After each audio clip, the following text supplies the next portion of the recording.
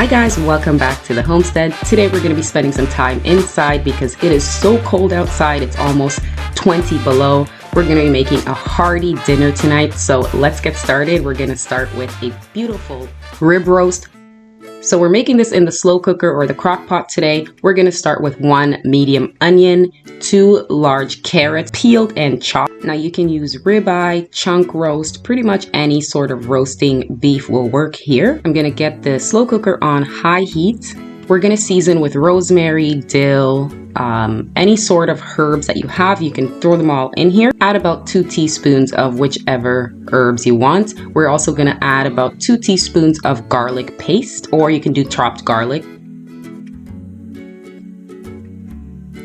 Now I'm going to peel 2 medium-sized potatoes, and I'm also going to chop them into small chunks.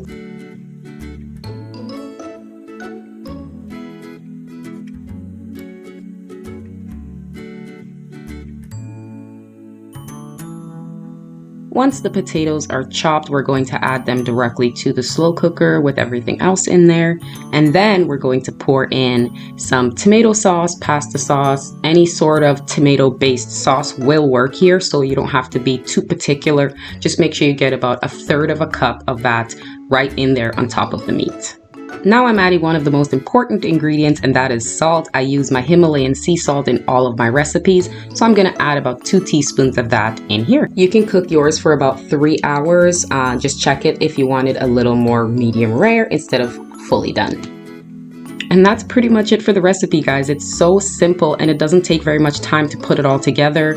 Once I have this all in here, I'm just going to get a lid on it and I'm going to put it on high heat, let it cook out for about 4 hours, and then you can turn it down to a medium heat and let it cook out for another hour to 2 hours, and it will be falling off the bone. Now I'm going to show you how I make basmati rice. Excellent every single time, and here is how you do it. We're going to start with 2 cups of basmati rice. I'm going to rinse them thoroughly twice in the sink, and then we're going to get it on the stove. But before we do, I'm going to show you exactly how much water to put in there to make sure the rice cooks properly, but it doesn't get too mushy.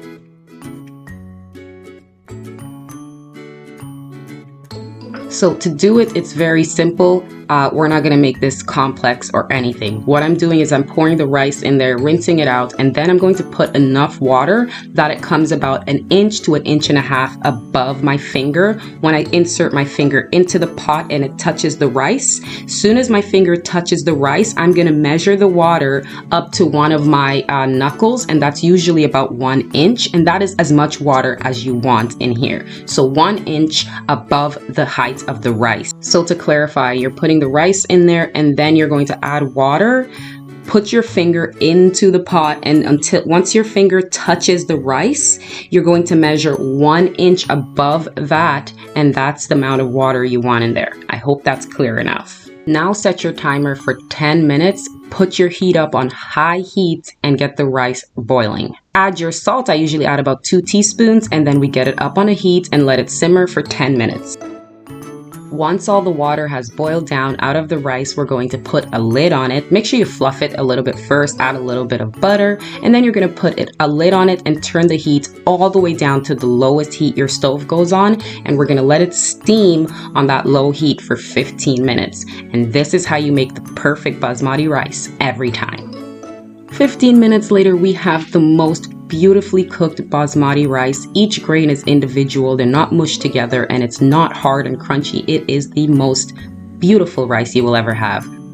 Now take a look at this delectable rib roast. Oh my goodness, is this ever delicious? Falling off the bone, super tender, and it's so delicious. Your family is going to absolutely love it.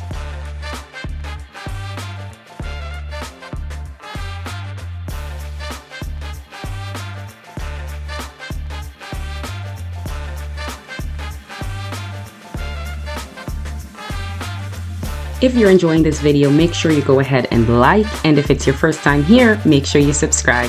Thank you for watching. I hope you enjoyed my recipes, and I will see you in the next one. Stay peaceful.